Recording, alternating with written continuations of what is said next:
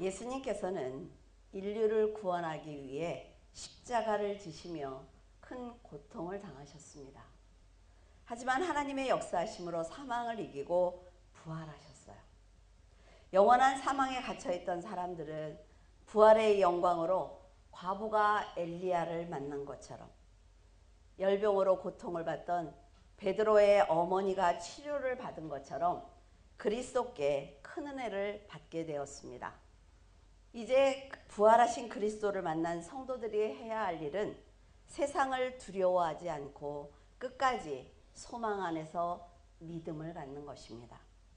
사탄의 계략과 죽음을 이기고 무덤에서 부활하신 그리스도를 만난 우리들이 두려워할 것이 무엇이 있겠습니까? 영적인 안진뱅이였던 우리를 일으키셨습니다. 앞을 볼 수 없던 우리를 뛰게 하신 그리스도와 함께 있으므로 우리는 날마다 사는 것이 기적인 것입니다. 세상 사람들은 예수님의 부활을 믿지 못해서 늘 살던 대로 살고 있지만, 예수님의 부활을 믿는 성도들은 차원 높은 생각과 판단으로 인해 거룩한 인생을 살게 되었습니다. 예수님께서 원죄를 사해주기 위해서 성육신하셨고 스스로 십자가를 지셨으며 부활하셨다는 이 사실을 믿을 것인지, 아니면 듣고도 믿지 않을 것인지, 이 선택은 여러분이 하시는 것입니다. 믿음은 다른 사람의 노력으로 되는 것이 아니기 때문이에요. 어떤 분이 예수님이 나를 위해 죽으셨다, 부활하셨다는 것이 정말 믿어지지 않더래요. 근데 너무 안타깝더래요. 교회 오는 건 너무나 좋은데. 그래서 날마다 하나님 앞에 매달려 기도했답니다. 나도 좀 믿게 해주세요 하고 어느 날 기도하고 있는데 피 흘리신 예수님이 그 앞에 서 계시더래. 그러면서 내가 너를 위해서 죽었어. 그래서 그 다음부터는 의심하지 않는다, 이런 간증을 하는 걸 들은 적이 있습니다. 믿음은 내가 믿고 싶어 이래서 믿어지는 것이 아니라 말이죠. 그러나 하나님께서 살아계신 것을 믿고 오직 하나님 앞에 나아올 때, 그리고 하나님을 향해서 간구할 때 그 믿음이 생기는 것입니다. 점쟁이가 만약 여러분들에게 당신이 이것을 하지 않는다면 큰 우환이 있을 것입니다. 그러니까 뭐라 그래요? 여름에는 물에 가지 마세요. 겨울에는 불을 조심하세요. 그분들이 참 많이 하시는 말씀이에요. 그러면 사람들은요, 혹여 화를 당할까봐 그 말에 매이는 거예요. 한낱 귀신이 하는 말은 이렇게 두려워하면서 하나님께서 언제, 어디서, 어떻게, 왜 이 세상을 창조하셨는지 자세하게 성경에 기록해 놓으셨는데 그것을 왜 믿지 않는지 안타깝기만 합니다. 진리는 협박이 아닙니다. 말씀을 듣고 스스로 판단해서 좋은 길을 선택하도록 그에게 맡기셨기 때문에 믿음이 아니면 그리스도를 영접할 수 없는 것입니다. 말씀을 왜 두려워해야 하는지 자세하게 알려주셨어요, 성경에. 그런데도 그리스도를 믿지 않는다면 짠맛을 잃은 소금을 길에 버리는 것처럼 그 사람의 영혼을 지옥으로 던져버리겠다는 심판이 반드시 성취될 것입니다. 이것은 제 생각을 말씀드리는 것이 아니라 만세 전부터 계획하신 하나님의 뜻이라 말이죠. 여러분의 생각이 먼저인지 아니면 그리스도가 먼저인지 매 순간 판단하면서 내가 지금 이렇게 살아도 되는지, 부활하신 예수 그리스도의 영광을 덧입어야 되는 내가 세상을 바라보면서 날마다 근심하고 염려하며 살아가고 있는 것이 옳은 것인지 생각해야 합니다. 요한복음 13장 27절에 보면 조각을 받은 후 곧 사탄이 그 속에 들어간지라 이에 예수께서 유다에게 이르시되 네가 하는 일을 속히 하라 하시니, 예수님께서는 십자가를 지시기 전에 사랑하는 제자들의 발을 씻겨 주셨습니다. 그래서 너희들도 이렇게 해 라고 말씀을 하시죠. 그리고 진리를 알고 행하면 복이 있을 것인데 너희 모두를 가리켜 말한 것은 아니야 라는 말씀을 하셨어요. 굉장히 무서운 얘기죠. 내 떡을 먹는 자가 내가 내게 발꿈치를 들었다 한 성경을 응하게 하기 위해서 앞으로 일어날 일을 미리 말씀해 주시는 것입니다. 이렇게 미리 말씀해 주시는 것은 내가 그리스도인 줄 너희가 믿도록 하기 위해서다라고 말씀을 하셔요. 그러니까 예수님이 기적을 일으킬 때마다 제자들이 예수님을 믿을 수 있도록, 왜? 이 사람이 하나님의 일을 해야 하는 사람이니까 미리미리 알려주신단 말이죠. 기적을 베풀고 나서 어때? 내가 기적을 저거 베풀었어. 이렇게 말씀하시지 않아요. 내가 기적을 베풀 거야. 그 앞에서 보여주신단 말이에요. 왜? 그들의 믿음을 위해서. 지금도 하나님께서는 세상에 일어날 일들을 세상이나 개인에게 미리 먼저 말씀해 주십니다. 이건 왜 그러냐면 그 기적, 그 경험을 통해서 믿음을 성장하게 하기 위해서 그러는 거예요. 여러분의 삶 속에서 일어나는 일들을 영적으로 예민하게 본다면 분명히 하나님의 역사를 볼 수가 있습니다. 그래서 그것을 믿음을 성장시키는 데 발판으로 삼는단 말이죠. 그러나 안타깝게도 떡과 포도주를 나누어 주기 위한 그 거룩한 자리, 성찬의 자리에 예수님을 팔기 위해 호시탐탐 노리고 있는 가룟 유다가 앉아 있었어요.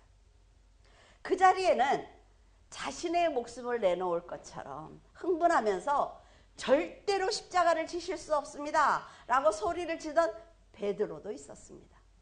3년 동안 말씀을 듣고도 예수님이 하시는 말씀이 무엇인지 전혀 알아듣지 못하는 제자들도 그 자리에 있었단 말이죠.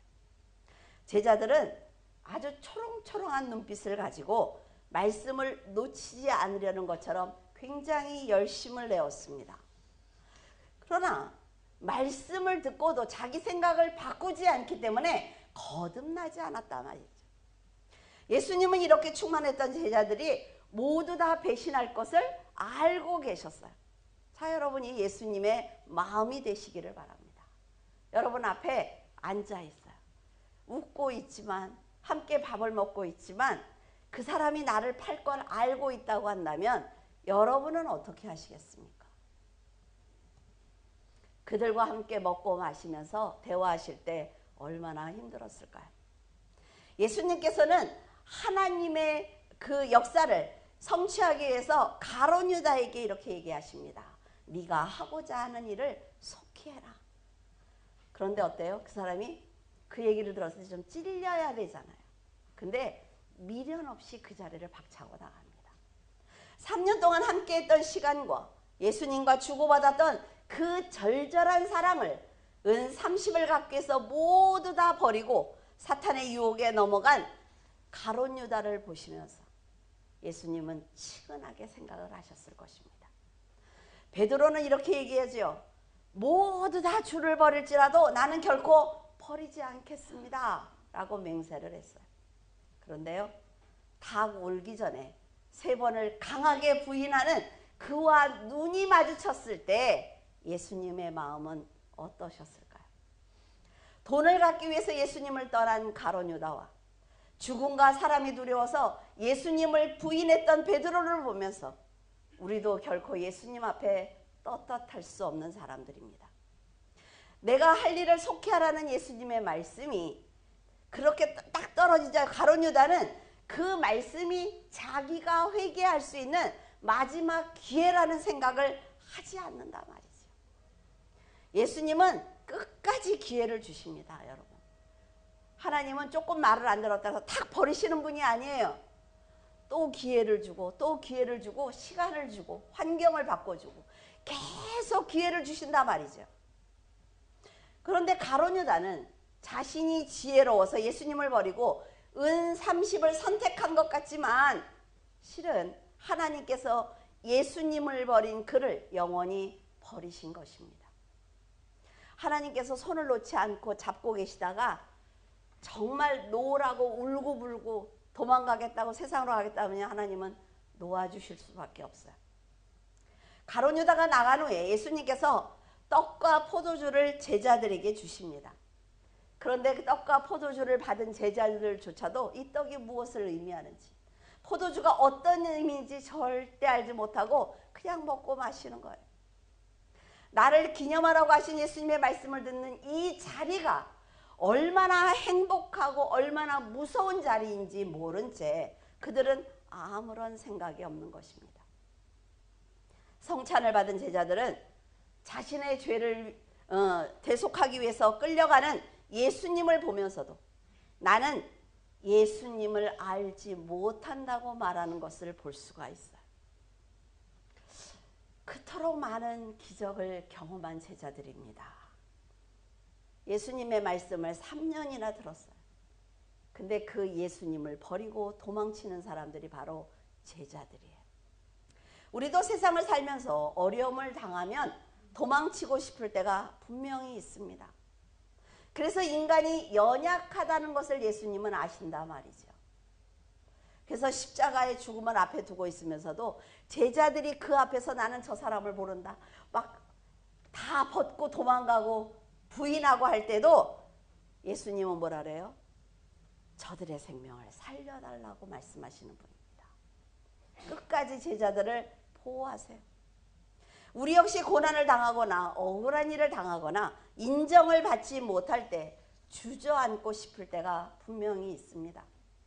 하지만 하나님께서는 이길 가망이 없는 전쟁에서도 300명의 용사를 선택해서 승리의 기쁨을 맛보게 하신 것처럼 성도들에게 힘과 용기를 주시면서 할 수 있다고. 네가 나를 바라보기만 하면, 네가 나를 선택하기만 하면 너는 할 수 있다고. 내가 너를 도와줄 수 있다고 말씀하고 계십니다. 그렇다면 선택받은 성도가 해야 할 일이 무엇일까요? 성도는 세상에서 일어나는 모든 일을 보면서 절망하지 말아야 합니다. 이 세상은 결국 죄로 인해서 심판받을 수밖에 없는 곳이기 때문에 부활하신 그리스도를 믿는 성도들은 영생을 바라보고 하나님의 나라를 바라보면서 이 세상을 영적으로 올바로 판단해야만 합니다. 그리스도께서는 성도들의 안위를 염려해 주시며 악한 영과 악한 자에게 실족하지 않도록 돕는 영을 보내주셔서 우리들과 함께하고 계십니다. 여러분은 살면서 하나님의 은혜를 한 번쯤은 경험해 보셨을 것입니다. 외롭고 힘들 때 하나님께 손을 내밀며 여러분이 눈물로 간구하셨을 거예요. 그럴 때 주여 이러는데 손을 와서 탁 잡으면 기절하겠죠. 근데 잡고 계신단 말이죠. 내가 너를 도와주겠다. 염려하지 마. 나는 너와 함께하고 있어. 라고 위로해 주셨을 것입니다. 아파서 하나님 앞에 간구했을 때 내가 너를 고쳐줄 수 있으니까 염려하지 말라고. 내가 너에게 기쁨과 행복을 줄 수 있으니까 힘을 내라고 말씀하셨을 것입니다. 이 사랑을 믿든지 아니면 믿지 않든지 그 결정에 따라서 여러분은 하나님께 복을 받을 수도 있고 화를 받을 수도 있습니다. 복과 화는 하나님께서 주시는 것이 아니라 여러분이 선택하는 것이기 때문에 그렇습니다. 예수님께서 사망을 이기고 부활하시겠다는 약속을 하셨을 때 3년 동안 따라다녔던 제자들조차도 믿지 않았단 말이죠. 예수님보다 제자들이 더 큰 일을 할 거야 분명하게 말씀을 하셨는데도 그들은 자신의 처지가 어려우니까, 내가 지금 하는 일이 안 되니까, 내가 지금 너무 아프니까 여러분 그 말씀을 믿지 못했던 것입니다. 지금 부활하신 예수님께서는 여러분에게 세상이 아무리 혼란스럽고 어려워도 너는 두려워하지 말라고. 나는 너의 아버지가 되고 너는 내 아들이기 때문에 내가 너를 붙들어 줄 수 있다고 지금도 약속하고 계십니다. 네가 나를 끝까지 믿어주기만 한다면 내가 무덤을 열고 부활한 것처럼 네가 가진 근심을 순식간에 내가 해결해 줄 수 있다고 말씀하고 계신단 말이죠. 여러분은 하나님을 끝까지 믿어드리고 의심하지 않기를 바랍니다. 마태복음 18장 20절에 두세 사람이 내 이름으로 모인 곳에는 나도 그들 중에 있느니라. 제가 성경 구절 중에 가장 무서워하는 말씀이에요. 예수님께서 말씀하시기를 두세 사람이 내 이름으로 모인 곳에는 나도 그들 가운데 있다 라고 말씀하셨어요. 내 이름으로? 그럼 누구예요? 성도예요. 성도들이 모인 그곳에 나도 있어. 한 마리의 양도 잃지 않기 위해서 찾아다닌 것처럼 한 영혼도 잃지 않으려고 노력하시는 예수님을 볼 수가 있습니다. 믿음의 형제들이 모여서 하나님을 경배하는 자리, 헌신하는 자리, 담화를 나누는 자리, 불평하는 자리, 이 모든 자리에 예수님이 함께 하시겠다는 것입니다. 여러분, 방문을 닫고 불평한다고 해서 모르시는 것이 아니라 말이죠. 아무리 알아주지 않아도 시간과 물질을 들이면서 헌신하고 있을 때, 힘에 지나도록 기도하고 있을 때, 불평하거나 그리스도를 부인하고 있을 때 예수님께서 그 자리에 함께 계시면서 그 얘기를 함께 들으시겠다라는 얘기를 하고 있습니다. 믿음을 드러내는 성도에게는 복을 주실 것입니다. 여러분, 복이라 그러니까 자꾸 돈 생각을 하지 말아요. 하나님의 은혜, 충만한 은혜, 변치 않는 믿음을 주실 거예요. 그런데요, 충만하고 믿음이 있고 하나님을 위해 살면 복을 받습니다. 불평과 불만을 쏟아내며 믿음의 형제에게 상처를 주는 사람을 심판하시겠다라는 말씀을 하시는 거예요. 수천 년에 걸쳐 부활하신 그리스도를 믿고 있는 기독교는 절대로 사람이 만든 종교가 아닙니다. 사람이 만든 종교는요, 사라지게 돼 있어요. 그래서 뭐라 그래요? 저 사람들이 기독교입니다. 나도 사람이 만든 종교는 사라질 거야 라고 말하지 않습니까? 하나님께서는 살아계심으로 천지 만물과 천국과 지옥을 만드셨어요. 사람이 말하기를, 이런 사람들 있죠. 내가 천국에 가봐야 그리스도께서 부활하신 걸 나는 믿을 것 같아. 나는 지옥에 가봐야 지옥이 있다는 걸 믿을 것 같아. 이렇게 말하는 사람은요, 어리석은 사람입니다. 이 몸에서 영이 나가는 순간 끝이라 말이죠. 여러분, 숨이 끊어진 사람이 다시 돌아오는 거 봤습니까? 특별하게 임사체험하고 그런 얘기 말고, 육과 영이 분리되면 그것으로 끝입니다. 여러분, 왜 지옥을 생각하는지 모르겠어요. 목사님, 지옥이 정말 무서운 곳인지 알면 나는 정말 잘 믿을 것 같아요. 왜 이렇게 바보 같은 소리를 해요? 예수 그리스도께서 죄를 사해 주셨죠. 우리를 위해서 사망을 이겨주셨단 말이죠. 그러면 믿기만 하면 내가 천국에 가고 싶습니다. 기도하지 않아도 천국에 간단 말이죠. 지금 귀신을 의지해서 사람들의 미래를 점쳐주는 사람이 얼마나 많습니까, 여러분? 점쟁이가 말도 못하게 많아요. 카드로, 또 신문에 이렇게 오늘 원숭이 띠는 뭐를 입지 마, 뭐 이런 거. 근데요, 여러분, 그 사람들을 보면 지옥에 가지 않아도 사탄과 귀신이 있다는 걸 알 수가 있습니다. 이렇게 수많은 말씀을 듣고도 영접하지 않는다면 안타까운 일이므로 여러분은 거룩한 천국으로 인도하기 위해서 자신의 생명을 버리신 그리스도를 사랑하기 바랍니다. 불평하기보다는 영원한 천국을 소망하고 세상보다 하나님을 더 사랑하며 믿음의 형제들을 세워주는 믿음을 보인다면 두세 사람이 모인 그곳에 예수 그리스도께서 계신다 할지라도 두려워할 것이 전혀 없습니다. 잠언 3장 16절에 보면 그의 오른손에는 장수가 있고 그의 왼손에는 부귀가 있다라고 말하고 있어요. 하나님께서는 잃어버린 한 마리의 양을 찾기 위해서 헌신하는 사람을 이 세상에서 장수하도록 도와주십니다. 더 나아가 영원한 나라에서 살 수 있도록 복을 주신단 말이죠.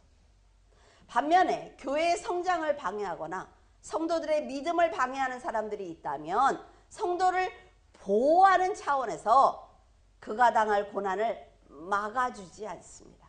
그리고 생명을 지켜주지 않을 수도 있어요. 근데 우리는 사람들이 성도들이 얘기할 때 하나님이 나를 도와주시기를 원합니다. 내가 고난을 당하지 않기를 원합니다라고 하죠. 그래서 내가 하나님을 잘 믿었더니 나는 고난을 당하지 않았어. 맞는 얘기죠. 근데요, 여러분, 이 세상에는 똑같은, 모든 사람이 똑같은 고난을 당합니다. 똑같은 병에 걸릴 수 있어요.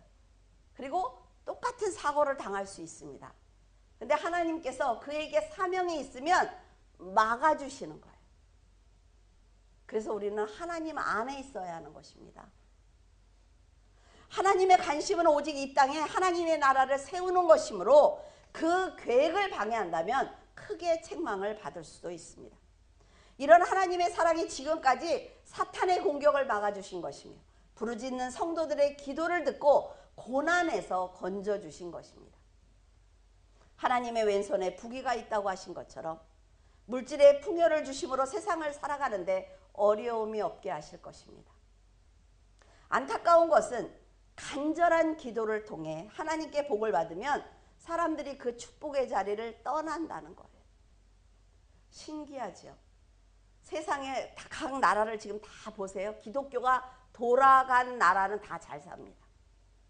이거는 실제로 그래요. 그러니까 이제 기분 나빠하시는 분들도 있는데 이건 실제로 그렇습니다. 그런데 너무 안타까운 건 잘 사는 그 나라들이 다 썩었다는 것입니다. 왜? 내가 가진 거는 내 거니까. 내 마음대로 사는 거예요.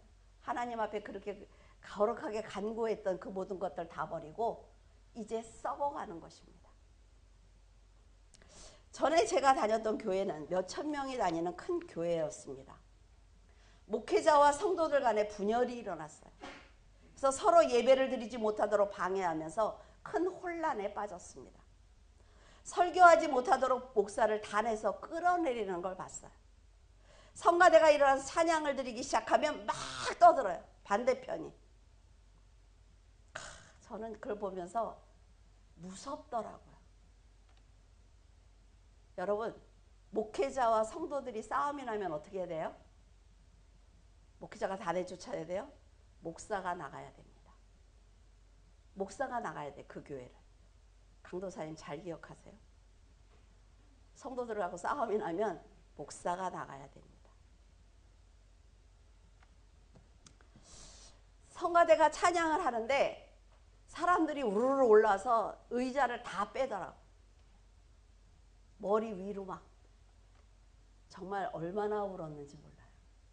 그때 저는 집사입니다. 고등부 교사예요. 하나님을 왜 이렇게 두려워하지 않지? 너무 무서운 거예요. 너무 무서웠어요. 그래서 기도원에 가서 금식을 하기 시작을 했습니다. 그 교회 목사님이 제 이름도 알지도 못해요.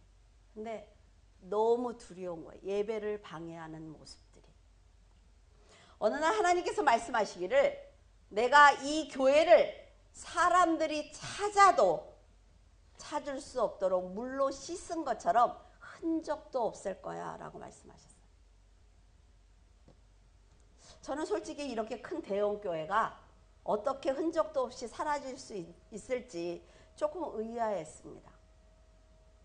지금 강도사님도 그때 대학생인데 그 얘기를 하더라고요. 저도 그 얘기를 듣고 정말 우리 교회 이렇게 큰 교회가 몇천 명이 다니는 교회가 없어진다고 이런 생각을 했다고 하더라고요. 지금은 그 교회가 흔적도 없이 사라졌습니다. 그 교회의 이름도 없어졌어요. 성도들은 뿔뿔이 흩어졌고 사람들은 그 교회가 있었는지조차 알지 못하고 있습니다. 내가 두세 사람이 내 이름으로 모인 곳에는 내가 그들 중에도 있다고 말씀하신 것처럼 예수님은 서로 삿대질하고 고성을 지르며 예배를 방해하는 그 모습을 다 보고 계셨던 것입니다. 그래서 예배를 방해하고 하나님의 이름을 더럽힌 그 교회를 물로 씻은 것처럼 흔적도 없게 하신 거예요. 그들은 처음에 개척했을 때 어땠을까요? 한 영혼이라도 소중하게 여기면서 정말 얼마나 열심히 기도를 했을까요? 진심을 다해서 한 영혼을 찾아다니기 위해서 노력을 했을 것입니다.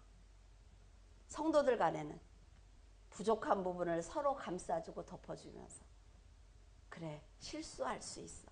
잘못할 수 있어. 그리고 사랑하지 않았을까요? 그런데 교회가 성장을 하자 자신을 드러내기 시작을 합니다. 내 말을 안 듣는다고? 내가 너보다 훨씬 난데? 내가 이렇게 충성했는데? 조용히 헌신하는 성도들의 신앙과 하나님의 일을 방해하기 시작을 합니다. 믿지 않는 사람들은 교회의 싸움을 어때요? 구경하지요. 그때 여러분은 경찰차가 얼마나 많이 왔는 줄 알아요? 성도들이 피켓을 두고 밖에서 목사 나가라 뭐하라. 정말 내가 하나님을 믿고 있는 것이 너무 부끄럽더라고요. 근데 여러분, 교회의 분란은요, 그 사람들 간의 싸움이 아닙니다. 하나님의 나라를 방해하는 사탄의 전쟁이에요. 하나님께서 영혼 구원을 방해하는 그들을 가만히 두실까요? 자신의 생명을 주면서 그 한 영혼을 구원하기를 간절히 원하셨던 그 사랑을 방해했던 그 사람들은 반드시 심판을 받을 것입니다. 요한복음 14장 27절에 평안을 너희에게 끼치노니 곧 나의 평안을 너희에게 주노라. 내가 너희에게 주는 것은 세상이 주는 것과 같지 아니하니라. 너희는 마음에 근심하지도 말고 두려워하지도 말라. 하나님께서는 우리가 하나님을 의지하는 것을 모두 다 알고 계십니다. 육신이 연약해서 휘청거리는 것도 알고 계세요. 우리 여기 이렇게 중고등부 있지만 공부하기 싫어서 책상을 두들기는 것도 다 보고 계십니다. 또 공부하려냐고 엄마를 쳐다보는 것도 보고 계세요. 정말 그러나 힘을 내고 싶어도 힘을 내지지가 않는다 말이죠. 그것도 다 알고 계세요. 전능하신 하나님께서 모두 다 알고 계시기 때문에 의심하지 말고 진심을 다해서 아랜다면 여러분이 생각지 못한 좋은 길로 인도하십니다. 좋은 길로 인도하실 때까지 하라는 거죠. 늘 말씀드리죠. 5초 뒤에 응답하신단 말이에요. 5초 뒤에. 하나님께서는 할 수 있거든이 무슨 말이냐. 믿는 자에게는 능치 못할 일이 없다 라고 분명하게 약속해 주셨습니다. 두려워하지 마세요. 여러분은 어떤 기도 제목을 가지고 계십니까?